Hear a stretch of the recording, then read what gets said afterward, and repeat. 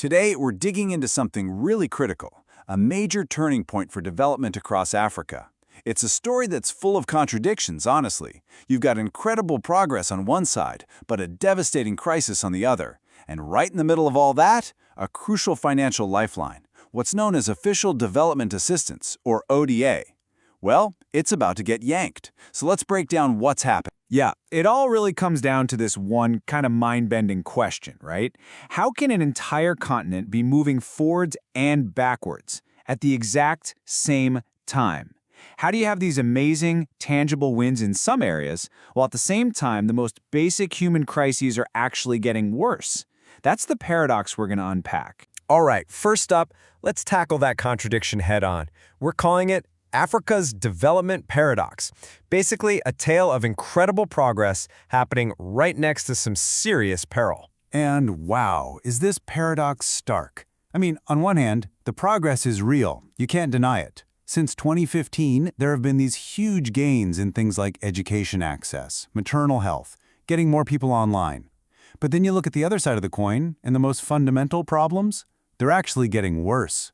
We're talking about rising hunger and food systems that are in total crisis. And let's just put a number on that to really grasp the scale here. 307 million. That's how many people are facing hunger in Africa today. And look, it's not just a big, static number. It's a trend, and it's going in the completely wrong direction. That's almost 70 million more people than when the big global development goals were set back in 2015. That isn't just a setback. It's a massive regression. So here's the takeaway, right? All those benefits from development, they're just not being spread around evenly. There's this huge disconnect. And that disconnect is about to get put under some serious pressure from an external shock. So it really begs the question, what happens when a key lifeline that's propping all this up is suddenly about to be... And that brings us right to that external shock I mentioned.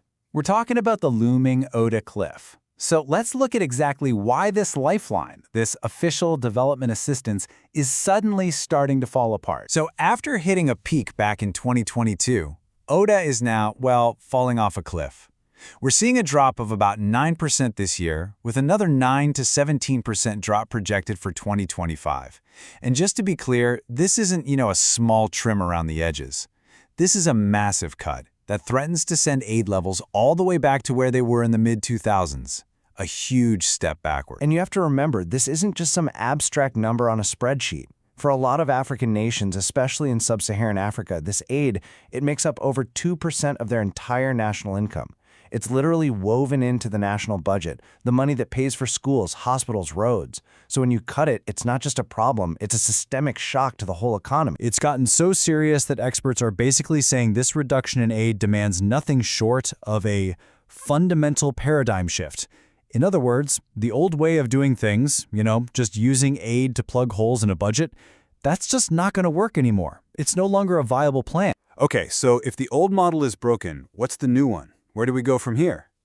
Well, a big part of the new path forward starts right at the heart of that hunger crisis we talked about. It's all about completely reimagining African agriculture. And the challenges here are deep, and they're all tangled together. Think about it. You've got extreme vulnerability to climate change. You've got low productivity because farmers can't get things like fertilizer or new tech. Then you've got huge amounts of food that are just lost after the harvest because of bad roads or no storage. And on top of it all, farmers can't get the credit they need to invest and fix these things. See, you can't just solve one piece of this puzzle. They're all connected. And to really get a sense of both the challenge and, honestly, the opportunity here, just think about this number, 1.5%. That is the tiny, tiny fraction of all the farmland in Africa that's irrigated. It means almost everyone is completely at the mercy of unpredictable rain. Now, let's put that in perspective. The world average for irrigated farmland, it's over 7%. That gap between 1.5% and over 7%, it's huge. It represents this incredible vulnerability for sure, but it also points to a massive opportunity for investment that could totally transform productivity and resilience. So what's the game plan? While the UN's Food and Agriculture Organization has this strategy they call the 4 betters. And the key idea here is that these aren't just 4 separate things on a checklist, they're a chain reaction. Better production leads to better nutrition. Using smarter farming techniques leads to a better environment. And when you put all that together, you get a better life.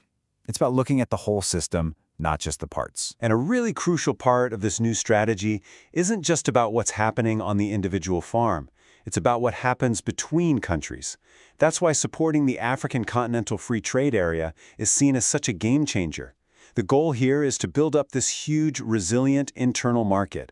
That way, there's less dependency on shaky global supply chains and more trade happening within Africa. Okay, let's shift gears now to the second major piece of this puzzle, building resilient health systems.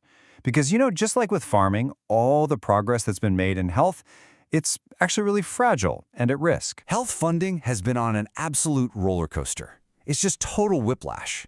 During the pandemic, aid just skyrocketed. But now, it's projected to come crashing down by as much as 29% by 2025. That kind of up and down makes any kind of long-term planning basically impossible. It's threatening to just wipe out years of progress and, again, send funding back to those mid-2000s levels. And all this volatility points to a really big hidden vulnerability. Get this. In 2022, more than half of all the direct health aid from one country to another came from a single donor, the United States. When you're that reliant on just one source, the whole system becomes incredibly fragile. I mean, it's totally at the mercy of the budget debates and politics of just one country. But here's what might be the most shocking part of this whole story. Even while all that emergency money was pouring in to fight COVID, funding for the absolute basics, the very foundation of public health, we're talking primary health care, basic nutrition programs, clean water and sanitation, that funding actually decreased. It's like furiously putting out a fire in the kitchen while the entire foundation of the house is crumbling beneath you. So the solution, it's pretty clear, requires a major strategic shift. It's about moving away from just reacting to crises and instead proactively building long-term resilience. And a big part of that is looking at new ways to fund things from within, domestically. Things like sin taxes on tobacco and sugary drinks, for example, which can create a steady, reliable source of money for health that isn't dependent on anyone else. All right, so let's tie this all together. What all these challenges are doing is forcing the creation of a totally new way of thinking about aid. A new playbook, if you will. And its main goal is to shift the entire focus away from dependency and towards self-sufficiency. And the core idea in this new playbook is something called catalytic investment. Here's what that means. It's about using aid money, ODA, not as a simple handout to just plug a hole in a budget. Instead, you use it strategically, like a lever, to make projects less risky. And by doing that, you unlock much bigger pools of money from private investors and from within the country itself. And that right there, that's the fundamental shift. The old model was all about filling gaps. It was short-term, and yeah, it often created dependency. This new playbook, it's all about being a catalyst. It's long-term, and its number one goal is to build real, lasting self-sufficiency. Which brings us to the big final question. Look, Africa's at a massive crossroads, staring down huge challenges but also incredible opportunities. The age of old-school traditional aid, it's coming to an end, one way or another. So the question that's left is this. Can this new playbook, this new way of thinking, actually work? Can it turn foreign aid from just the lifeline that keeps you afloat into a launchpad for a truly self-sufficient future? The answer to that question is going to shape the continent's story for generations.